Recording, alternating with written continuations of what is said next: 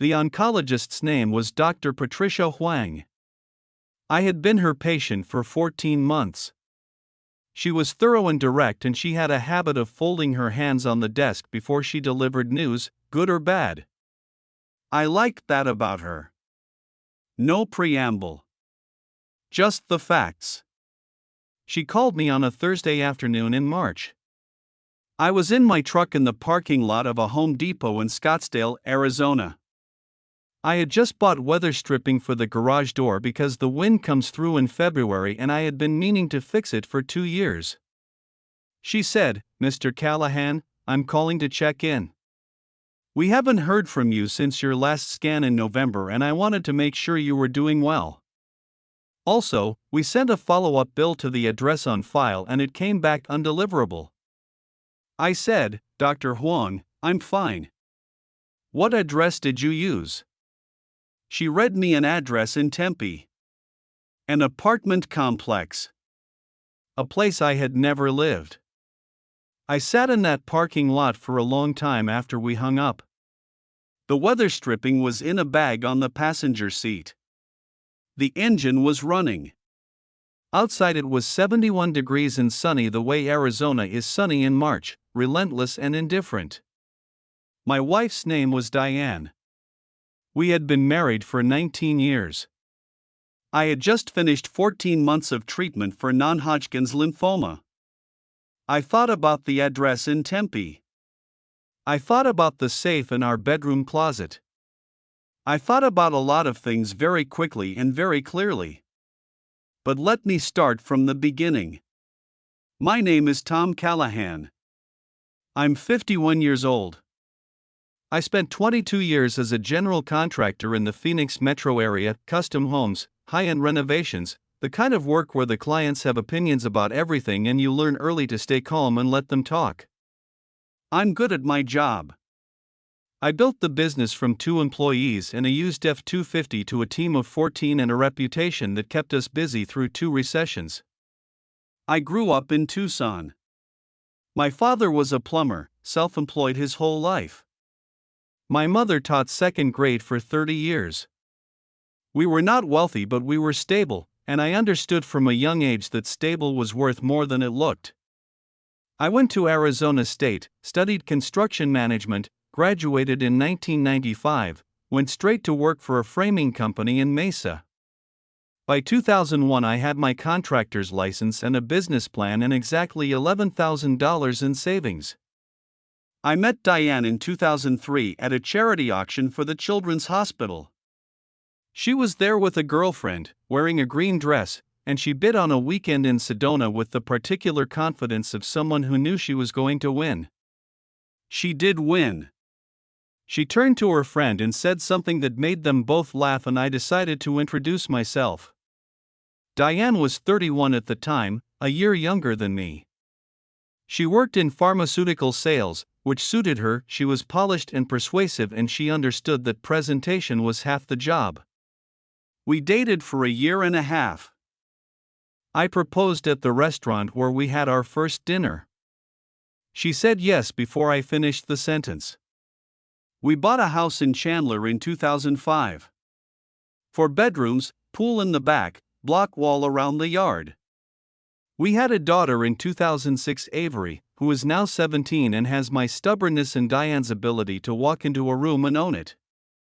We had a son in 2009, Carter, who was 14 and quiet in the way that quiet kids are sometimes the sharpest ones in the room. For the first 12 years it was a good marriage. Not perfect, no marriage is, but solid.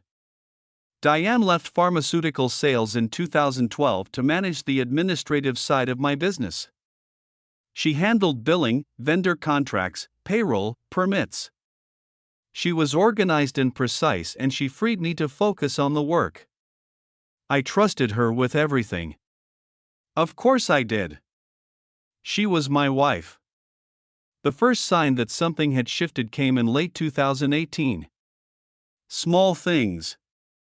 Diane started going to the gym in the evenings instead of mornings, which she'd done for years. She bought a new phone and said the old one was slow. She started going to lunch with a colleague named Michelle that she mentioned enough times that Michelle became a fixture in my mental map of Diane's week. Present enough that I stopped noticing when the name appeared. I am a contractor. My entire professional life is about reading a site, understanding what you're looking at, identifying what's been done and what still needs doing, seeing the stress points before they become problems. I noticed the signs in 2018 the same way I'd notice a hairline crack in a foundation. I registered them, I logged them somewhere in the back of my mind, and I chose not to pull on that thread yet. What I did not anticipate was the diagnosis.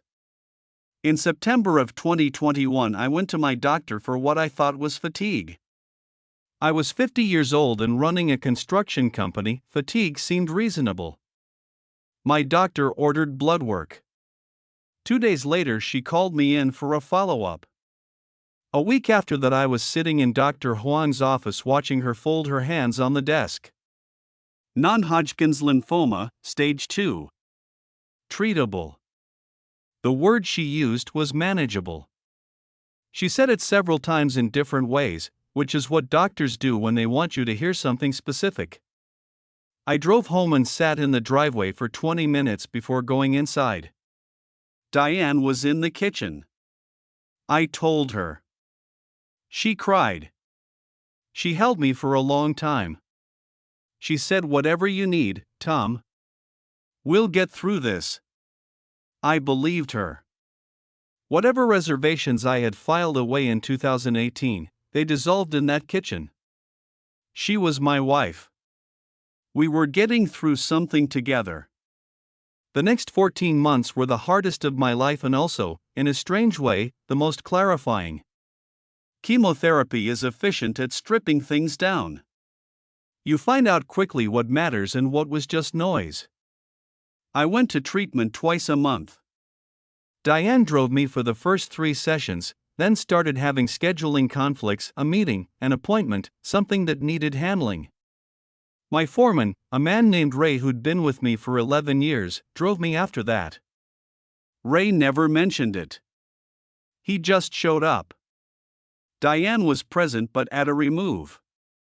She managed the household, she kept the business running, she made sure the kids' schedules continued. She asked about my treatment in the way you ask about a project you're not directly involved in, politely, with appropriate concern, from a distance. I told myself she was handling it the only way she knew how. Some people go toward crisis and some people manage around it. I accepted that she was the second kind. My final scan in November 2022 came back clean. Dr. Huang folded her hands and told me I was in remission. I sat in that chair and felt something I don't have a clean word for, not relief exactly, more like the sensation of a load-bearing wall being confirmed sound after you were afraid to test it. I drove home alone. I stopped at a gas station and bought a bottle of Gatorade and a bag of pretzels and sat in the parking lot and called Ray and told him. He said, "That's the best news I've heard all year, boss." Then I called Diane. She said, "Oh, thank God, Tom." She sounded relieved. She sounded genuine. I had no reason to doubt it. I went home. We had dinner. I went to bed at 9:30 because I was still tired in a way that treatment leaves you, and I slept better than I had in months. 3 months later, Dr. Huang called about an undeliverable bill at an address in Tempe. I sat in that Home Depot parking lot for 22 minutes. I know because I looked at the clock when Dr. Huang hung up and I looked at it again when I started the truck. In those 22 minutes I did not panic. I am not a man who panics. I thought through what I knew and what it implied. The address in Tempe was where Diane had redirected my medical billing. Which meant she had contacted my oncologist's office at some point and changed the billing address. Which meant she had been planning something that required my medical records and billing to be invisible to me. Which, given that I had just survived cancer, pointed in a direction I did not want to look at directly but could not avoid. I thought about the safe in our bedroom closet. It was a SentrySafe, fireproof, combination lock. I had bought it in 2019. Inside, I kept our passports, the deed to the house, both car titles, my business incorporation documents, approximately $32,000 in cash that I kept as emergency operating capital, and a small envelope containing my mother's diamond earrings that she had left me when she passed. I drove home. Diane's car was not in the driveway. She had a meeting, she'd said that morning. The kids were at school. I went directly upstairs to the closet. I dialed the combination. The passports were there. The car titles were there. The deed to the house was there. The $32,000 was not there. The incorporation documents were not there. My mother's earrings were not there. I closed the safe and sat on the edge of the bed and looked at the floor for a while. Then I called my attorney. His name is Frank DeLuca. I had used him for business contracts for 9 years. He's in his 60s, unhurried, the kind of lawyer who has seen everything and therefore finds nothing surprising. I told him I needed to meet urgently and it was personal. He had an opening at 4 o'clock. I told Frank everything. The phone call from Dr. Huang. The Tempe address. The safe. He listened without interrupting. When I finished, he said, "Tom, before you say another word to your wife, you need to know the complete financial picture. Everything. Every account, every asset, every debt. Do you have access to all of your financial records?" I said I had access to our joint accounts. Diane managed most of the business finances. Frank said, "That's a problem. We're going to fix it today." He called a forensic accountant named Dennis Marsh while I sat in his office. Dennis could start immediately. Frank also gave me the name of a private investigator, a woman named Carol Briggs who had worked with his firm for years. He said, "You need to know about the Tempe address. You need to know what's there." I authorized both. I wrote 2 checks from my personal account, one I had maintained separately since before the marriage, something my father had told me to do. Never close your personal account, son, not because you don't trust her but because you always need one account that's just yours. It had a modest balance but it was mine and it was clean. I drove home and made dinner. Chicken fajitas. Carter ate 2 helpings. Avery complained about a history project. Diane came home at 7 and said the meeting had run long and asked if there was food left and I made her a plate. I watched her move around the kitchen. 19 years. I looked for something: guilt, nervousness, a tell. She seemed normal. She seemed like Diane. I thought about the empty safe and the address in Tempe, and I looked at my wife and I felt the particular vertigo of realizing that you had been living in a story that was different from the one you thought you were in. I went to bed at 10. I lay there and breathed and did not sleep. Carol Briggs came back to me in 6 days. The address in Tempe was a 1-bedroom apartment, leased in Diane's name since January of 2022. 2 months after my diagnosis. The lease was paid monthly from an account I had no knowledge of. Carol had a photo of the apartment building, a photo of Diane's car in the parking lot, and a photo of Diane entering the building with a man Carol identified as Kyle Garrett, 44 years old, regional sales director for a medical device company based in Scottsdale. Kyle Garrett. Not Michelle from the gym. A name I had never heard. Carol's report included 4 photographs taken over 3 days. Nothing explicit. Just the 2 of them, familiar in the way that people are familiar when they have been in each other's lives for a significant amount of time. One photograph showed them in the parking lot, Diane laughing at something Kyle said, her hand on his arm. I looked at that photograph for a long time. I thought about 14 months of treatment. I thought about Ray driving me to chemotherapy because Diane had scheduling conflicts. I put the photographs in a folder and called Frank. Dennis Marsh's report arrived 4 days later and it was, in Frank's word, extensive. Over a period of approximately 22 months, Diane had been systematically redirecting funds from my construction business. The business accounts ran through a management software she controlled. She had created a secondary vendor in the system, a company called AZ Administrative Solutions LLC, and had been processing payments to it for services that did not exist. The total across 22 months was $214,000. AZ Administrative Solutions LLC had been incorporated in Diane's maiden name. Dennis found it registered with the Arizona Corporation Commission. It had a bank account at a credit union in Mesa. The account had been opened in February of 2022, 1 month after my diagnosis. Dennis also found that the $32,000 from the safe, along with my mother's earrings, had likely been moved during a 3-day period in January when I had been in the hospital for a treatment complication. Diane had been the only adult in the house. Frank laid it all out at our second meeting. He used the word systematic. He used the word premeditated. He said, "Tom, she was building a parallel life while you were going through treatment. The timing is not coincidental." I looked at the documents on his desk. $214,000. A phantom company. An apartment in Tempe. A man named Kyle Garrett. My mother's earrings. I said, "What do we do?" Frank said, "We do this carefully and we do it completely." The next 3 weeks were the most methodical of my life.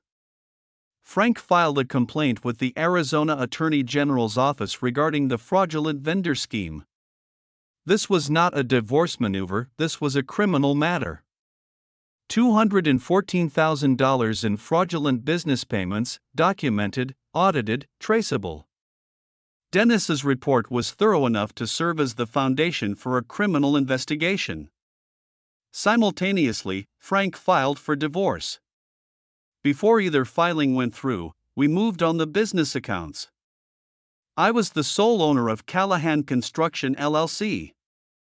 Diane was an employee and an authorized user on the business accounts, not an owner. Working with my business bank and Dennis's documentation, I removed Diane's access to all business accounts and changed all login credentials on the management software. I hired a temporary bookkeeper, a woman named Janet that Dennis recommended, to conduct a full audit and ensure no additional transfers had occurred that we hadn't caught. Frank also filed an emergency motion regarding marital assets, specifically the house. The house was in both our names. Frank wanted a judicial hold on any sale or transfer until the divorce proceedings concluded. Granted within 4 days. I did not tell Diane any of this was happening. She came home every evening. She made conversation about the kids, about her day, about a neighbor's renovation project she thought was going to be an eyesore. She was normal. I was normal. I made dinner 4 of those nights. I helped Carter with a math assignment. I drove Avery to her volleyball practice. The divorce papers were served to Diane on a Tuesday morning at her car in the parking lot of the Scottsdale gym where she had been going for 4 years. A process server named Greg, who Frank used regularly, handed her the envelope at 8:15 in the morning as she was loading her gym bag into the trunk. She was home by 9. I was sitting at the kitchen table with a cup of coffee. Carter had already left for school. Avery was upstairs getting ready. Diane came through the door holding the envelope. She looked at me. I looked at her. She said, "Tom." I said, "Avery's still upstairs." "Sit down." She sat. She put the envelope on the table between us. She said, "Can we talk about this?" I said, "We are talking about it." She said, "Whatever you think." I said, "Diane, I know about AZ Administrative Solutions. I know about the apartment on Rural Road. I know about Kyle Garrett. I know about the money from the safe. I said it quietly, in the same tone I use when I'm telling a client that their timeline isn't going to work. Matter of fact. No performance. She went completely still. She was looking at me the way people look when the ground has moved and they're trying to find something stable to stand on. I said, Frank DeLuca is my attorney. You need to call yours today. She started to say something and I heard Avery on the stairs and I stood up and topped off my coffee, and when Avery came into the kitchen I said good morning and asked if she wanted eggs. Diane sat at the table and did not speak. Avery looked between us with the particular alertness of a 17-year-old who understands that something has happened and knows better than to ask right now. I made eggs. I made enough for 3. I put a plate in front of Avery and one in front of Diane, and I stood at the counter and ate mine, and that was the last meal I made in that house. Avery figured it out within 48 hours. She came to me on a Thursday evening when Diane was out, I didn't ask where, and she sat across from me at the kitchen table and she said, "Dad, what's going on?" It was not a question. It was Avery. She had my stubbornness. I had already spoken with a family therapist, Dr. James Okafor, about how to handle the kids. He had given me a framework. I used it. I told Avery that her mother and I were separating. I told her it was serious and that there were things that had happened that I would explain more fully when I could. I told her that nothing that was happening was her fault or Carter's fault and that both of her parents loved her. She was quiet for a moment. Then she said, "Is it because of the cancer? Did something happen with your health?" I said, "No. My health is fine. The remission is holding." She said, "Then what did she do?" I looked at my daughter. 17 years old. I said, "Avery, that's a longer conversation for when things are more settled." She said, "Dad, I'm not 12. She looked at me very steadily and I thought about all the things I could say and all the things that were not mine to say in that moment, and I said, "Your mother made some choices that I can't be part of anymore. That's the truth." She nodded once. She said, "Are you okay?" I said I was getting there. She got up and hugged me from behind, the way she used to when she was small, and she said, "I'm on your side, Dad." Just like that. Like it was the most obvious thing in the world. Carter was harder because Carter was 14 and quiet and he processed things internally in ways I couldn't always track. I had a longer conversation with him the following weekend, with Dr. Okafor present, and Carter listened to the framework version of what was happening and then asked 2 very specific questions: would he still see me, and would we still go to Cardinals games? I said yes to both. He nodded and looked out the window for a while, and then he asked if he could go back to his room, and I said yes. Dr. Okafor told me afterward that Carter was handling it. He said sometimes the quiet ones process faster than they seem to. The criminal investigation moved separately from the divorce proceedings and on a different timeline. The Arizona Attorney General's office opened an inquiry in April based on Frank's complaint and Dennis's documentation. I was interviewed by an investigator named Agent Reyes in a conference room at Frank's office. I answered every question. I handed over every document Dennis had compiled. Agent Reyes was professional and thorough, and she did not tell me what would happen next, only that the documentation was substantial. What I learned later, through Frank, was that Diane was contacted by investigators in May.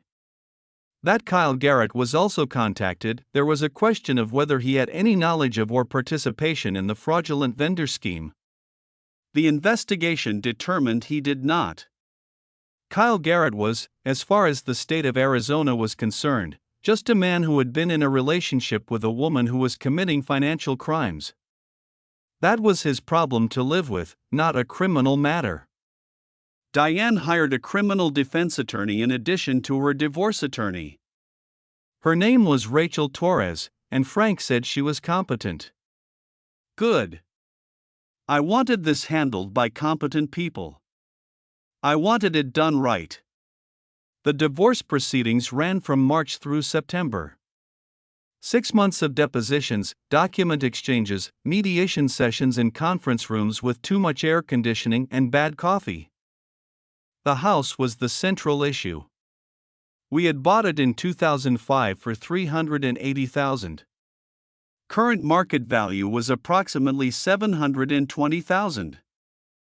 $340,000 in equity built over 17 years of my income. Diane's attorney argued for 50% of marital assets. Frank argued that the $214,000 in fraudulent transfers constituted dissipation of marital assets and should be factored into the distribution. The mediator, a retired family court judge named Harrington, worked through the numbers over 2 sessions. Final settlement, I received 68% of the home equity. Diane received 32%. My business accounts were mine entirely. Diane's personal savings, minus the funds determined to be fraudulently transferred, were hers. The phantom company account, which still had $61,000 in it when investigators froze it, was subject to separate criminal proceedings and not part of the divorce settlement. My mother's earrings were returned. Diane produced them at the request of her own attorney, who apparently advised her that this was not a hill worth dying on. They came back in a small Ziploc bag inside a manila envelope. I put them in a new safe I had installed in my apartment. The $32,000 in cash was never recovered. Frank said we could pursue it in civil court. I decided not to. I decided $32,000 was the price of knowing everything clearly, and that was not the worst price I'd ever paid. In November, 8 months after Dr. Huang's phone call in the Home Depot parking lot, Diane accepted a plea agreement with the Arizona Attorney General's office. She pled guilty to 1 count of theft and 1 count of fraudulent schemes and artifices. She received 3 years of supervised probation, was ordered to make restitution of the $214,000, and was required to perform 200 hours of community service. She did not serve jail time. Frank had told me that was the likely outcome for a first offense with full restitution offered. I accepted that. I was not trying to put my children's mother in prison. I was trying to have the record show what had happened. The record now showed it. I was not in the courtroom. Frank represented my interests. I was at a job site in Gilbert that day, a kitchen renovation for a family that had been waiting 3 months for their countertops. I got the call from Frank at 2 in the afternoon. He said it was done. I said thank you. I went back to discussing countertop options with a woman named Mrs. Patel who had very specific feelings about quartz versus granite. That evening I picked Carter up from school and we went to a Cardinals game. It was a Thursday night game, cold for Phoenix, maybe 58 degrees, and the Cardinals lost by 2 touchdowns, which Carter accepted with the philosophical resignation of a fan who has been a fan long enough to know that this is what fandom requires. We had hot dogs and bad nachos and sat in the cold, and I thought about how normal and good this ordinary thing was. On the drive home, Carter said, from the passenger seat, not looking at me, "Dad, are you going to be okay? Like for real?" I said, "Yeah, bud. I'm going to be okay." He said, "You went through a lot." I said, "I did." He thought about that for a while. We were on the 101, the city spread out around us, the lights going all the way to the mountains. He said, "You're tougher than you look." And then he laughed because it was a joke. I'm 6'2" and I work construction, and I laughed too, and it was the best sound I'd heard in a long time. It's been about a year now since all of this concluded. I have an apartment in Tempe, which has an irony I have made my peace with. 2 bedrooms. A small pool that I use about twice a month when the weather allows. A kitchen where I have learned, at 51, that I am a better cook than I realized, which is one of several things the last 2 years have taught me about myself. The business is doing well. Ray is still with me. Janet, the bookkeeper, stayed on permanently. I promoted Ray to project manager in January. The fraudulent payments created a rough patch financially. I had to take a short-term loan to cover the gap, but the business was sound and the work was there and we came through it. Avery is in her senior year. She has already been accepted to Arizona State, which she chose herself and which makes me quietly proud in the particular way that things your children do on their own terms make you proud. She and I have dinner once a week, just the two of us, at a Thai place near her school. She talks about college and her friends and occasionally about things that matter, and I listen to all of it. Carter made the junior varsity baseball team in the spring. I go to every home game. I bring a folding chair and a thermos of coffee and I sit in the Arizona sun and watch my quiet, sharp son play third base, and I think that this ordinary, specific, irreplaceable thing is what I was fighting for. I have spoken to Diane twice in the past year, both times about the kids. The conversations were brief and civil. She is living in Glendale. I don't know much about her daily life. I don't need to. I have not been back to Dr. Huang's office since my November 2022 scan, but I had my annual follow-up in November 2023 with a new oncologist closer to my apartment. Clean. Still in remission. I sat in the chair and heard the word clean, and I thought about all the things that word encompasses now, all the layers it has picked up in the last 2 years, and I drove home in the afternoon light and stopped at a grocery store and bought ingredients for a real dinner and went home and cooked it. I ate at my kitchen table. Through the window I could see the parking lot of my apartment complex, ordinary and unremarkable, and beyond that the edge of the sky going orange and pink the way it does in Arizona in November, that particular desert light that I have lived under my whole life and still find beautiful. I thought about what Dr. Huang had said when I was first diagnosed.